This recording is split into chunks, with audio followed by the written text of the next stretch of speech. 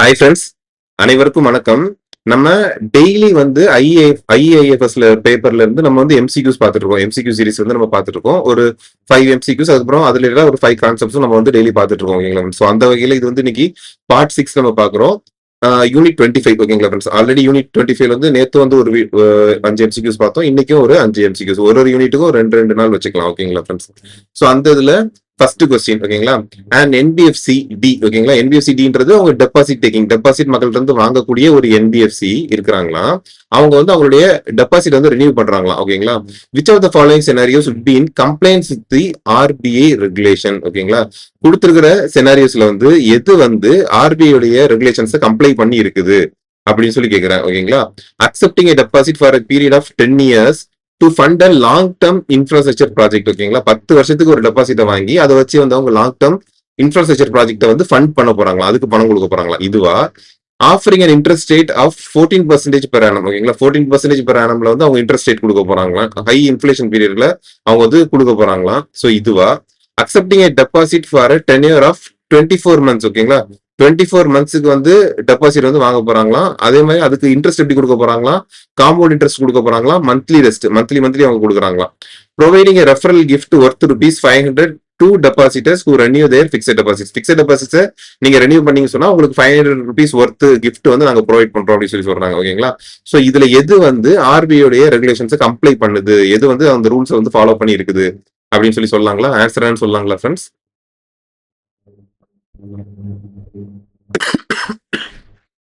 Sorry friends.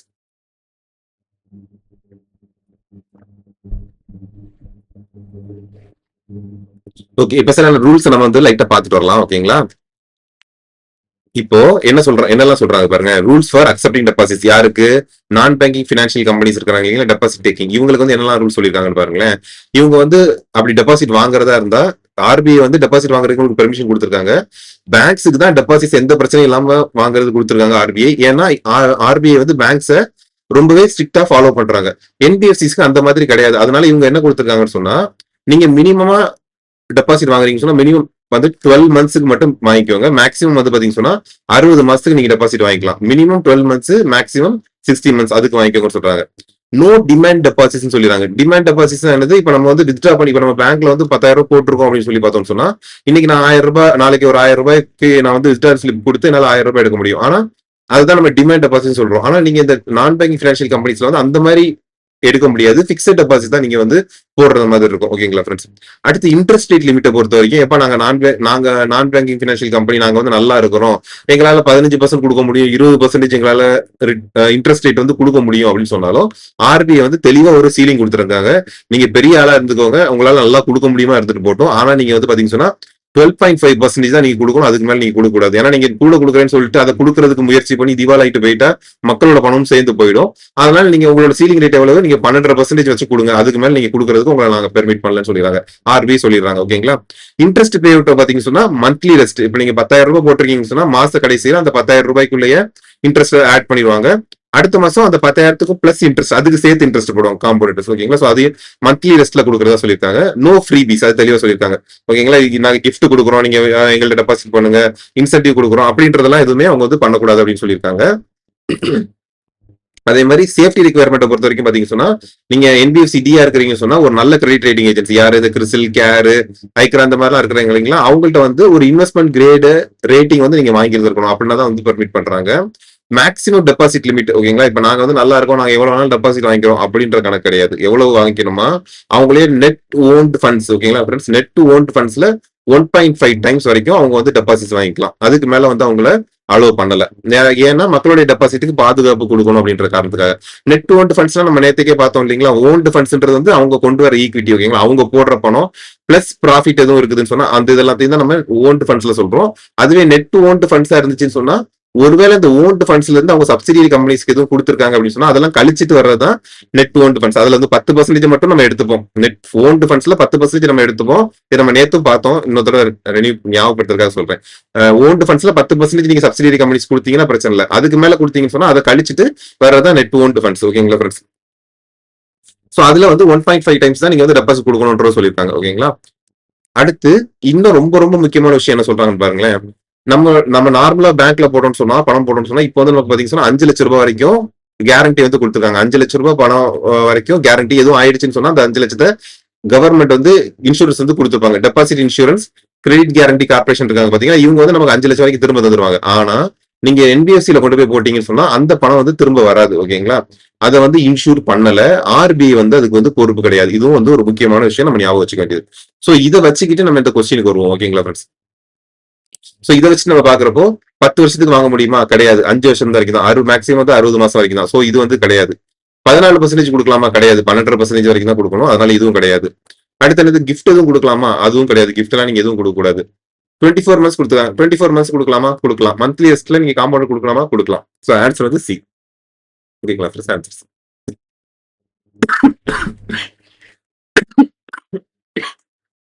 Sorry friends. அடுத்து question 2. ஓகேங்களா, identify the odd one out regarding the regulators of different categories of NBFCs. ஓகேங்களா, regulators பத்தி சொல்லியிருக்காங்க. Venture capital funds அப்புறமா merchant பேங்கிங்கை பொறுத்த வரைக்கும் பாத்தீங்கன்னா சொன்னா ரெகுலேட்டட் வந்து யார் ரெகுலேட் பண்றாங்கன்னு பாத்தீங்கன்னா சொன்னா செபி வந்து ரெகுலேட் பண்றாங்க. ஓகேங்களா, ஹவுசிங் பினான்ஸ் கம்பெனிஸ் யார் ரெகுலேட் பண்றாங்கன்னு சொல்லி பாத்தீங்கன்னா சொன்னா நேஷனல் ஹவுசிங் பேங்க் வந்து ரெகுலேட் பண்றாங்க. நிதி கம்பெனிஸ் அண்ட் மியூச்சுவல் பெனிஃபிட் கம்பெனிஸை பொறுத்த வரைக்கும் யார் பண்றாங்கன்னு சொன்னா மினிஸ்ட்ரி ஆஃப் கார்பரேட் அஃபேர்ஸ் பண்றாங்கன்னு சொல்லியிருக்காங்க. சிட் ஃபண்ட் கம்பெனிஸை வந்து ரெகுலேட் பண்றது ரிசர்வ் பேங்க் ஆஃப் இந்தியா அப்படின்னு சொல்லி கொடுத்துருக்காங்க. சோ இதுல வந்து எது வந்து ஆடா இருக்குது அப்படின்றத சொல்லாங்களா ஃப்ரெண்ட்ஸ்? ஆன்சர் என்ன சொல்லாங்களா?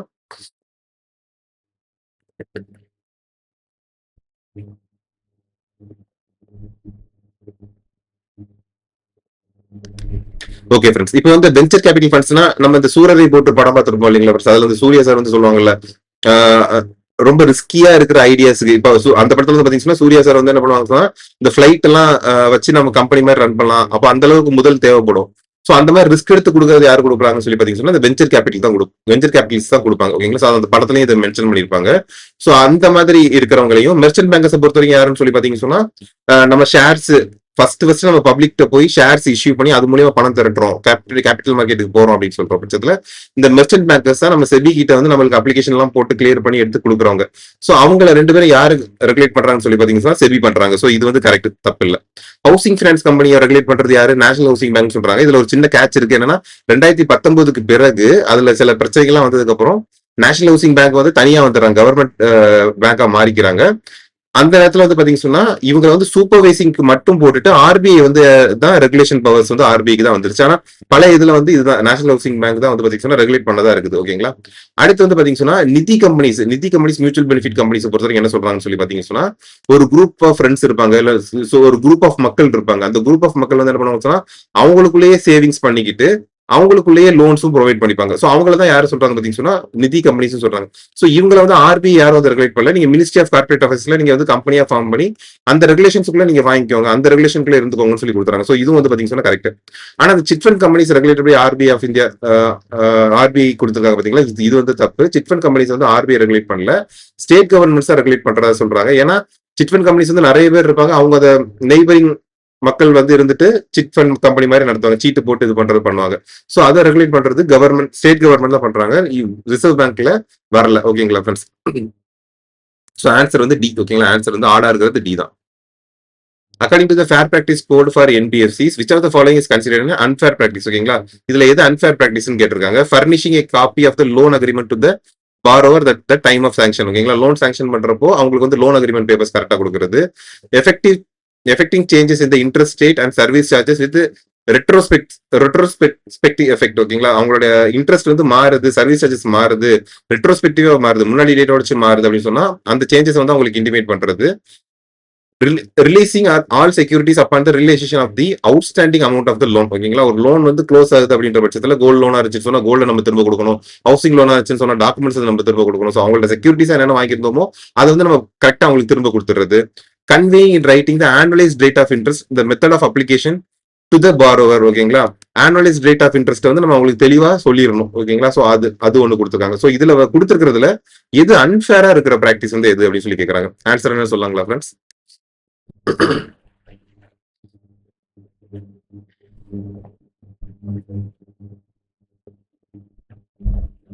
ஓகே ஃப்ரெண்ட்ஸ், இதுல ஆன்சர் என்ன சொல்லி இதுல வந்து பார்த்தோம் சொன்னா அவங்க வந்து லோன் அக்ரிமெண்ட் நமக்கு ஒரு லோன் போட்டு நம்ம கொடுக்குறோம்னு சொன்னா அந்த லோனை பத்தின எல்லா டீடைல்ஸும், டேர்ம்ஸ் அண்ட் கண்டிஷன்ஸ், நீங்க எப்ப பே பண்ணணும், இந்த மாதிரி எவ்வளவு லோன் போட்டிருக்கோம், எல்லா விதமான டீடைல்ஸையும் வச்சு அந்த சாங்ஷன் பண்றப்போ அந்த லோன் அக்ரிமெண்ட் வந்து உங்களுக்கு தெளிவா நம்ம ஃபர்னிஷ் பண்ணிருக்கணும். ஸோ இது வந்து ஒரு ஃபேரான ப்ராக்டிஸ் தான், இது தப்பு கிடையாது. ஓகேங்களா, இது கரெக்ட் தான். எஃபெக்டிவ் சேஞ்சஸ் இந்த interest rate and service charges கொடுத்துருக்காங்க பாத்தீங்களா, வித் ரெட்ரோஸ்பெக்டிவ் எஃபெக்ட் கொடுத்துருக்காங்க இல்லைங்களா. அதாவது என்னன்னு சொன்னா, இப்ப நம்ம டிசம்பர்ல வந்து லோன் வாங்கிருப்போம்னு வச்சுக்கோங்க. ஓகேங்களா, டிசம்பர்ல வந்து நம்ம லோனை வாங்கி பணத்தை கட்டிட்டோம்.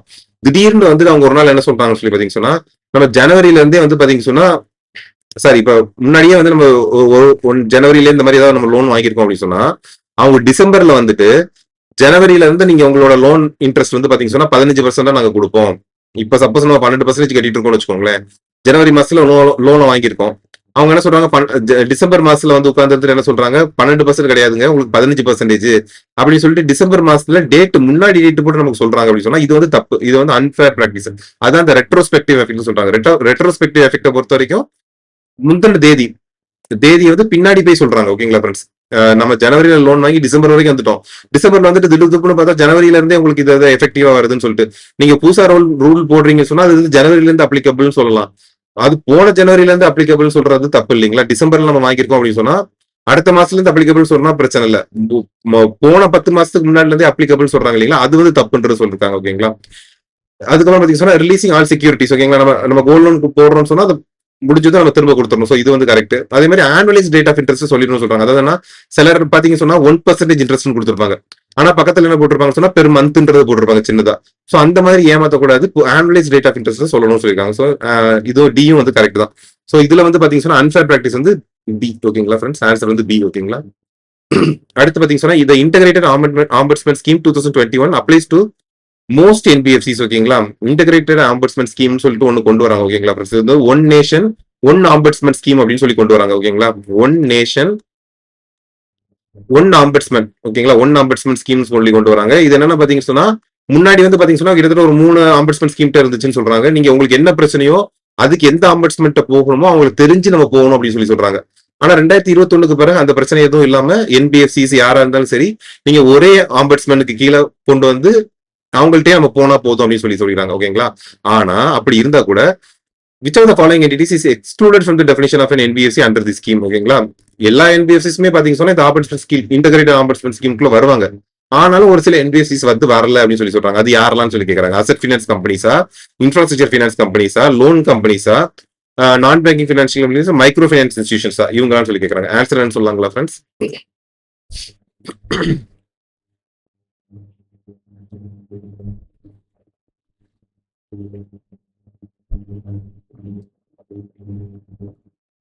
ஓகே ஃப்ரெண்ட்ஸ், ஆன்சர் பாக்குறதுக்கு ஓகே. இப்போ இன்டகிரேட்டட் ஆம்பர்ஸ்மென்ட் ஸ்கீம்ன்றது என்ன சொல்லிருக்காங்க பாருங்க.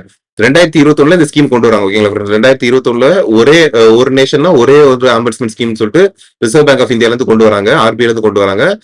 எல்லா ரெகுலேட்டட் என்டிட்டிஸும், ஆர்பிஐல எல்லா ரெகுலேட்டட் என்டிட்டிஸும், அதாவது Reserve Bank of India Act, banking regulation act, payment and settlement act, இந்த ஆக்ட்ஸ் படி செயல்பட்டுக்கிட்டு இருக்கிற நிறுவனங்கள்ல ரெகுலேட்டட் என்டிட்டிஸ்ல என்ன பிரச்சனை இருந்துச்சுன்னு சொன்னாலும் ஒன் நேஷன் ஒன் ஆம்பர்ஸ்மென்ட் ஸ்கீமுக்கு கீழே இவங்க வந்து ஒருத்தர்கிட்டே வந்து கம்ப்ளைண்ட் பண்ணா போதும், வேற ஆள்கள்ட்ட தேடி போக வேண்டிய அவசியம் கிடையாது. ஓகேங்களா, எல்லா என்பிஎஃப்சிஸும் வந்து கவர் ஆயிருக்குது. ஆனாலும் சில என்பிஎஃப்சிஸ் வந்து கவர் ஆகலன்னு சொல்றாங்க. அது யாரெல்லாம் சொல்லி பாத்தீங்கன்னா சொன்னா கோர் இன்வெஸ்ட்மெண்ட் கம்பெனிஸ் வந்து கவர் ஆகல. ஓகேங்களா, கோர் இன்வெஸ்ட்மெண்ட் கம்பெனிஸ்னா நம்ம நேத்து பார்த்தோம் இல்லைங்களா, ஒரு ஹோல்டிங் கம்பெனியா இருப்பாங்க, பேரண்ட் கம்பெனியா. இப்ப டாடா மோட்டார்ஸ்னா டாடா மோட்டார்ஸ், டாடா ஸ்டீல், இது எல்லாத்தையும் ஹோல்ட் பண்ணி மொத்தமா டாடா சன்ஸ்ன்றவங்க வச்சிருக்காங்க இல்லைங்களா, அவங்க வந்து கோர் இன்வெஸ்ட்மெண்ட் கம்பெனி சொல்றாங்க. அவங்க இன்ஃப்ராஸ்ட்ரக்சர் டெப்ட் ஃபண்ட், இந்த இன்ஃப்ராஸ்ட்ரக்சர் டெப்ட் ஃபண்ட்னா யாராவது ஒருத்தவங்க வந்து ரோடு போடுறதுக்கு பணம் கொடுத்துருப்பாங்க, ரோடெல்லாம் கரெக்டா போட்டிருப்பாங்க, கடைசியில டோல்கேட் போட்டு பணம் வாங்கிட்டு இருப்பாங்க. அந்த நேரத்துல அந்த ப்ராஜெக்ட்டுக்கு உண்டான பணத்தை கொடுத்து அதை மொத்தமா எடுத்துப்பாங்க. ஓகேங்களா, அதுதான் இன்ஃப்ராஸ்ட்ரக்சர் டெப்ட் ஃபண்ட் இருக்கிறவங்க. இந்த இன்ஃப்ராஸ்ட்ரக்சர் ஃபினான்ஸ் கம்பெனி சொல்றவங்க ரோடு போடுறதுக்கு, பாலம் கட்டுறதுக்கு, இதுக்கு எல்லாத்துக்கும் பணம் ஃபினான்ஸ் டைரக்டா பண்றவங்க. ஓகேங்களா, சோ இவங்க வந்து ஃபினான்ஸ் பண்றவங்க, இவங்க வந்து முடிஞ்சதுக்கு அப்புறம் எடுத்துப்பாங்கன்ற மாதிரி சொல்றாங்க. ஓகேங்களா, அதே மாதிரி ஏதாவது கம்பெனி வந்து பாத்தீங்கன்னா ரிசல்யூஷன் வைண்ட் அப் ஆகுது, லிக்விடேட் ஆகுது அப்படின்னு சொன்னா அவங்க வந்து இந்த ரூல்ஸ்க்குள்ள வர மாட்டாங்க, இந்த ஆம்பர்ஸ்மென்ட் ஸ்கீம்குள்ள வர மாட்டாங்க. ஓகேங்களா, அடுத்து வந்து பாத்தீங்கன்னா ஒரு ஸ்ட்ரக்சரல் சேஞ்ச் வந்து என்ன சொல்றாங்கன்னு சொல்லி பாத்தீங்கன்னா, முன்னாடி எல்லாம் வந்து பாத்தீங்கன்னா டெபுட்டி கவர்னர் தான் வந்து பாத்தீங்கன்னா ஆம்பர்ஸ்மென்ட் சொல்ற தீர்ப்புல நமக்கு வந்து சந்தோஷப்படல, நமக்கு வந்து அதுல ஓகே இல்ல, திருப்தியா இல்ல அப்படின்னா டெபுட்டி கவர்னர் கிட்ட அது போகும்னு சொல்றாங்க. இப்போ வந்து பாத்தீங்கன்னா அது எக்ஸிகியூட்டிவ் டைரக்டர் ஆஃப் ஆர்பிஐ கிட்ட போகும் அப்படின்னு சொல்லி சொல்றாங்க. அவங்கள்ட்ட தான், அவங்க தான் அப்பலேட் அத்தாரிட்டியா இருக்காங்கன்னு சொல்றாங்க. ஓகேங்களா, சோ இப்போ இதை வச்சுட்டு நம்ம ஆன்சர் என்னன்னு சொல்லி பார்க்கலாம். ஓகேங்களா ஃப்ரெண்ட்ஸ், இப்போ இதை கொடுத்திருக்கிற கம்பெனிஸ்ல எது வந்து நான் பேங்கிங், எந்த கம்பெனிஸ் வந்து ஆம்பர்ஸ்மென்ட் ஸ்கீமுக்குள்ள வராது அப்படின்னு சொல்லி சொல்றாங்க. அப்போ அசெட் ஃபினான்ஸ் கம்பெனின்றது என்னது, நம்ம நேரத்தை பார்த்தோம் இல்லைங்களா, டிராக்டருக்கு லோனு, ஏதாவது பெரிய மிஷினரிஸ்க்கு லோன், இந்த மாதிரி கொடுக்குறவங்க இல்லைங்களா, அவங்களும் அசெட் ஃபினான்ஸ் கம்பெனி இதுல வருவாங்க. ஸோ இவங்க இவங்க வந்து இந்த ஸ்கீம்குள்ள வருவாங்களா அப்படின்னு சொல்லி பாத்தீங்கன்னா சொன்னா வருவாங்க. அதுக்கப்புறம் லோன் கம்பெனிஸ் ஏதாவது பர்சனல் லோன்ஸ் ஏதாவது கொடுக்குறாங்க அப்படின்னு சொன்னா அவங்களும் பாத்தீங்கன்னா இந்த ஸ்கீம்குள்ள வருவாங்க. மைக்ரோ ஃபைனான்ஸ் இன்ஸ்டிடியூஷன்ஸ் இருக்காங்க, அதாவது ரொம்ப ஏழைப்பட்ட மக்கள், ஹவுஸ் ஹோல்ஸ் வந்து பாத்தீங்கன்னா 3 லட்சம் ரூபாய்க்கு கீழே தான் இன்கமே இருக்குது. அந்த மாதிரி பட்டவங்களுக்கு வந்து லோன்ஸ் கொடுத்துட்டு இருக்காங்க. கம்மியா தான் லோன் கொடுப்பாங்க, 15,000 20,000 அப்படி கொடுத்துட்டு இருக்காங்க. ஸோ இந்த மாதிரி பட்டவங்க ஆம்பர்ஸ்மெண்ட் ஸ்கீம்ல வருவாங்கன்னு சொன்னா அவங்களும் வருவாங்க. ஸோ யாரு வரமாட்டாங்க அப்படின்னு சொல்லி பாத்தீங்கன்னா சொன்னா இந்த இன்ஃப்ராஸ்ட்ரக்சர் ஃபைனான்ஸ் கம்பெனிஸ் பார்த்தோம் இல்லைங்களா, இவங்க தான் வந்து வரமாட்டாங்க. ஏன் இவங்களுக்கு மட்டும் வாய்ப்பு கொடுத்துருக்காங்க அப்படின்னு சொல்லி பாத்தீங்கன்னா சொன்னா இவங்க எல்லாம் பாத்தீங்கன்னா பப்ளிக்ஸ் வந்து டைரக்டா கனெக்ட் ஆகுறாங்க. ஒரு நீங்க அசெட் ஃபைனான்ஸ் கம்பெனி இருந்தாலும் சரி, loan company, micro finance company, எல்லாத்துலயுமே மக்கள் டைரக்ட் பப்ளிக்ஸ் வந்து டைரக்டா உள்ள வராங்க. பெரிய பெரிய பண வசதி படைச்ச ஆளுங்க கிடையாது. ஆனா இப்ப இந்த இன்ஃப்ராஸ்ட்ரக்சர் ஃபைனான்ஸ் கம்பெனியை பொறுத்த வரைக்கும் அவங்க வந்து பெரிய பெரிய 5,000 கோடி 10,000 கோடின்னு சொல்லிட்டு பெரிய கம்பெனிஸ்க்கு லோன் கொடுப்பாங்க. அப்படி பெரிய கம்பெனிஸ்க்கு லோன் கொடுக்குறப்போ அவங்க ஒரு பெரிய லாயரை வச்சு டைரக்டா கோர்ட்டுக்கு போயிருவாங்க. இந்த மாதிரி ஒரு ஆம்பர்ஸ்மெண்ட் ஸ்கீமுக்குன்னு சொல்லிட்டு அவங்க வந்துட்டு இருக்க மாட்டாங்க. அதனால அந்த அளவுக்கு பெரிய கம்பெனிஸ்க்கு போறது கிடையாது. Loan companies, micro finance institutions, asset finance, இந்த மாதிரி டைரக்டா பப்ளிக்ஸ் இருக்கிறாங்க, அவங்களுக்கு கஷ்டம் இருக்குதுன்ற இடத்துல இவங்க ஹெல்ப் பண்றாங்க. ஓகேங்களா friends? Next question 5.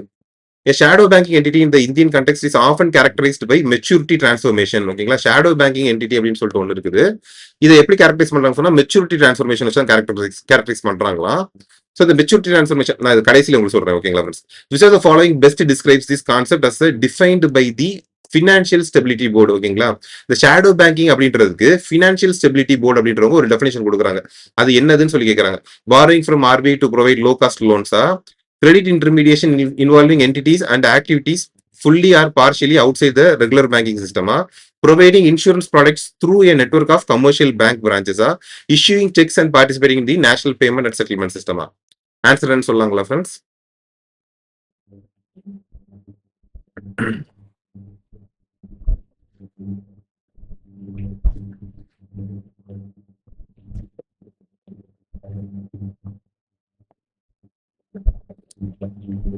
Okay friends, இப்போ இதுல என்ன சொல்றாங்கன்னு பாத்தீங்கன்னா, இப்போ இந்த ஷேடோ பேங்கிங்னு சொல்றாங்க பாத்தீங்களா, இந்த ஷேடோ பேங்கிங் அப்படின்னா என்ன சொல்றாங்கன்னா, அவங்க நிழல் மாதிரி இவங்க வந்து ஒரிஜினல் பேங்கா இருக்கிறாங்களா, ஒரிஜினல் பேங்கா இருக்கிறாங்களான்னு சொல்லி பாத்தீங்கன்னா சொன்னா கிடையாது. ஆர்பிஐ ஒரிஜினல் பேங்கா இருந்துச்சுன்னு சொன்னா நிறைய சட்டத்திட்டங்களுக்கு கீழே அவங்கள வச்சிருக்காங்க. ஒரு பேங்க்குக்கு நிறைய ரெஸ்ட்ரிக்ஷன்ஸ் இருக்குது. ஆனா இந்த ஷேடோ பேங்கிங் சொல்றாங்க பாத்தீங்களா, இவங்க வந்து பணத்தை வாங்குறாங்க, வெளியில இருந்து பணத்தை வந்து உள்ளுக்குள்ள கொண்டு வராங்க, ஃபண்ட்ஸ் வந்து உள்ள கொண்டு வராங்க. ஓகேங்களா, உள்ள வருது பணம், அந்த பணத்தை வாங்கி வெளியே லோனா டிஸ்பர்ஸும் பண்றாங்க. ஓகேங்களா, பணத்தை வாங்கி டிஸ்பர்ஸும் பண்றாங்க. ஆனா இவங்க வந்து ஒரு லோன், இவங்க வந்து ஒரு நார்மல் பேங்க் மாதிரி கிடையாது, இவங்க வந்து ஒரு ஷேடோ பேங்கிங்கா இருந்து செயல்படுறாங்க அப்படின்னு சொல்றாங்க. இவங்க யாருன்னு சொல்லி நீங்க பாத்தீங்க சொன்னா, நம்ம ஊர்ல பாக்குற வரைக்கும் நான் பேங்கிங் பினான்சியல் கம்பெனிஸ் இருக்கிறாங்க இல்லைங்களா, இவங்க வந்து ஒரு பேங்கா, ஃபுல் பேங்கா அங்கீகரிக்கப்பட்டு வந்திருக்காங்களான்னு சொல்லி பாத்தீங்க சொன்னா கிடையாது. ஆனா இவங்க வந்து என்ன பண்றாங்க, பெரிய இன்வெஸ்டர்ஸ் இருக்காங்கன்னு வச்சுக்கோங்களேன், அவங்கள்ட்ட இருந்து பணத்தை வாங்குறாங்க. பெரிய பணத்தை கலெக்ட் பண்றாங்களா, பேங்க் மாதிரியே பணத்தை வாங்குறாங்களா, பேங்க் மாதிரியே பணத்தை வாங்கிட்டு இப்ப முத்தூட்டு, சோழமண்டலம் இவங்க எல்லாம் என்ன பண்றாங்க, கோல்டு லோன்ஸ் அந்த மாதிரி மக்களுக்கு பணத்தை கொடுக்குறாங்க. இன்வெஸ்டர்ஸ் இருந்து பணத்தை வாங்கிட்டு மக்களுக்கு வந்து பாத்தீங்க சொன்னா லோனா கொடுக்குறாங்க, இன்டர்மீடியரியா இருந்து. இவங்க வந்து ப்ராப்பரான பேங்கான்னு சொல்லி பாத்தீங்க சொன்னா கிடையாது, ஆனா ஒரு பேங்க் மாதிரி செயல்படுறாங்க. இவங்க வந்து என்ன சொல்றாங்கன்னு சொல்லி பாத்தீங்க சொன்னா ஷேடோ பேங்கிங்ல சொல்றாங்க.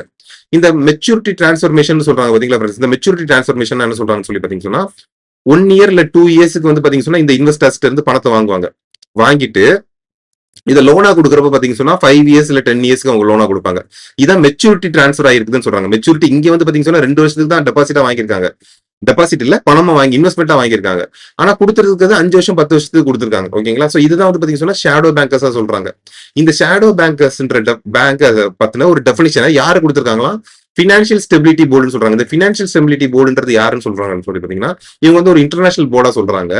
நம்ம 2008 கிரைசிஸ் எல்லாம் வந்ததுக்கு பிறகு ஒரு பேங்க்னாலேயோ இந்த பினான்சியல் இன்ஸ்டிடியூஷன்ஸ்னாலேயோ பெரிய கிராஷ், மொத்த குளோபல் எக்கானமிக்கு ஒரு கிராஷ் வந்துடக்கூடாதுன்றதுக்காண்டி அதை பாக்குறதுக்குன்னு சொல்லிட்டு யார் இருக்கிறவங்க தான் பினான்சியல் ஸ்டெபிலிட்டி போர்டுன்றவங்க இருக்கிறாங்கன்னு சொல்றாங்க. ஓகேங்களா ஃப்ரெண்ட்ஸ்? சோ இந்த ஷேடோ பேங்கர்ஸ் வந்து ஃபண்ட்ஸ் வந்து இன்வெஸ்டர்ஸ்ல இருந்து வாங்கி இந்த மாதிரி லோன் கொடுக்குறாங்க. நம்ம பஜாஜ் பினான்ஸ், முத்தூட் பினான்ஸ் இவங்க எல்லாம் இருக்கிறாங்க இல்லைங்களா, சோ இவங்க வந்து வாங்கி கொடுக்குறாங்க.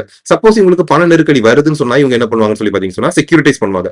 இப்ப இந்த நிறைய கோல்டு லோன்ஸ் கொடுத்துருக்காங்க, இல்ல வேற ஆட்டோ லோன்ஸ் ஏதாவது கொடுத்துருந்தாங்க, அப்படி பர்சனல் லோன்ஸ் கொடுத்துருக்காங்க அப்படின்னு சொன்னா அந்த லோன்ஸ் எல்லாத்தையும் ஒரு 1000 லோன் 10,000 லோன் வச்சிருக்காங்க, ஒரு 1000 லோன் 10,000 லோன் வச்சிருக்காங்க, 10 கோடி ரூபாய் மதிப்புள்ள அது லோன் இருக்குன்னு சொன்னா அதை செக்யூரிட்டிஸா கன்வெர்ட் பண்ணி இன்வெஸ்டர்ஸுக்கு திரும்ப வித்துருவாங்க. சோ உங்களுக்கு திரும்ப உள்ள பணம் கிடைச்சிரும், திரும்ப அவங்களால லோன்ஸ் கொடுக்க முடியும். ஓகேங்களா? சோ இந்த மாதிரி தான் அவங்க வந்து அதே மாதிரி ரெப்போலையும் ஃபண்ட்ஸ் கலெக்ட் பண்ண முடியும்னு சொல்லுவாங்க. ரெப்போவை பொறுத்த வரைக்கும் என்ன சொன்னா நம்ம ஆர்பிஐ கிட்ட நம்ம வந்து பேங்க்ஸ் வந்து லோன் வாங்குவாங்க இல்லைங்களா? ரெப்போ ரிவர்ஸ் ரெப்போன்னு சொல்லுவாங்க இல்லைங்களா?